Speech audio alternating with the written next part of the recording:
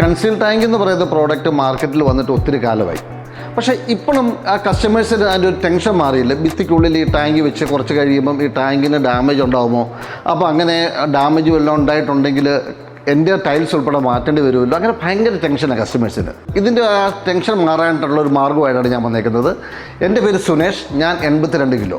ഇപ്പം നമ്മൾ ഈ കാണുന്നത് 4 ടാങ്കാണ്. ഇത് ഗ്രോഹെ, ഗബ്രിറ്റ്, ജാഗ്വാർ, കോളർ, ഈ 4 ബ്രാൻഡിൻ്റെ ടാങ്കുകളാണ് ഇവിടെ വെച്ചേക്കുന്നത്. നമുക്കൊന്ന് നോക്കാം ഈ ടാങ്ക് എത്ര വെയിറ്റ് താങ്ങും. ഞാൻ പറഞ്ഞു ആദ്യം തന്നെ പറഞ്ഞു എൻ്റെ വെയിറ്റ് 82 അല്ലേ. നമുക്ക് നോക്കാം അല്ലേ. യെസ്, ഞാൻ ടാങ്ക് ചാടുവാണേ. ഇതിപ്പോൾ നമ്മൾ നിൽക്കുന്നത് ഗ്രോഹെ, ഇത് നമ്മൾ നിൽക്കുന്നത് ഗബ്രിറ്റ്, ഇത് നമ്മൾ നിൽക്കുന്നത് ജാഗ്വാർ, ഇത് കോളർ. ഇപ്പം ഞാൻ പറഞ്ഞല്ലോ, ഇപ്പം നമുക്കൊരു ടെൻഷൻ്റെ ആവശ്യമില്ല. 82 കിലോ വെയിറ്റ് ഉള്ള ഞാനും വേണമെങ്കിൽ നമുക്ക് ഒരാളെ കൂടെ കൂട്ടി നോക്കണമെങ്കിൽ നോക്കാം, ഒരാളെ കൂടെ നമുക്ക് കൂട്ടി നോക്കാം അല്ലേ. അതും കൂടെ ഒന്ന് നോക്കിയേക്കാം. ഇപ്പം ഞാൻ പരീക്ഷണത്തിന് എൻ്റെ കൂടെ ശിവയും കൂടെ കൂട്ടിയിട്ടുണ്ട്.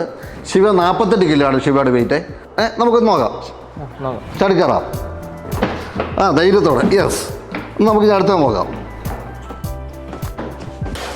ചടിക്കോ, ഇനി നമുക്ക് അടുത്തിലേക്ക് നോക്കാം. ശിവ ഇതിലും കൂടെ പിടിച്ചേ, എന്നെ കൂടെ കൂട്ടണം ശിവ.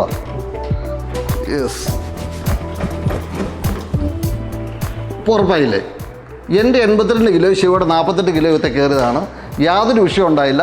അപ്പോൾ ഇനി ഭിത്തിക്കുള്ളിലിരുന്ന് ടാങ്ക് പൊട്ടുമോ, അതുകൊണ്ട് ഞാൻ ഈ കൺസീൽ ടാങ്ക് എടുക്കുന്നില്ല എന്നുള്ളൊരു ടെൻഷൻ നമുക്ക് ആവശ്യമില്ല. പക്ഷേ ഒരു കാര്യം പ്രത്യേകം ശ്രദ്ധിക്കണം കേട്ടോ. ടാങ്ക് ഇപ്പോൾ നമ്മൾ നോക്കിയേക്കുന്ന ടാങ്കുകളെല്ലാം ബ്രാൻഡഡ് വണ്ണായിരുന്നു. നമ്മൾ ഗ്രോഹെ, കോളർ, ജാഗ്വാർ, ഗബ്രിറ്റ് അങ്ങനെയുള്ള 4 ബ്രാൻഡഡ് ഐറ്റമാണ് നമ്മൾ നോക്കിയത്.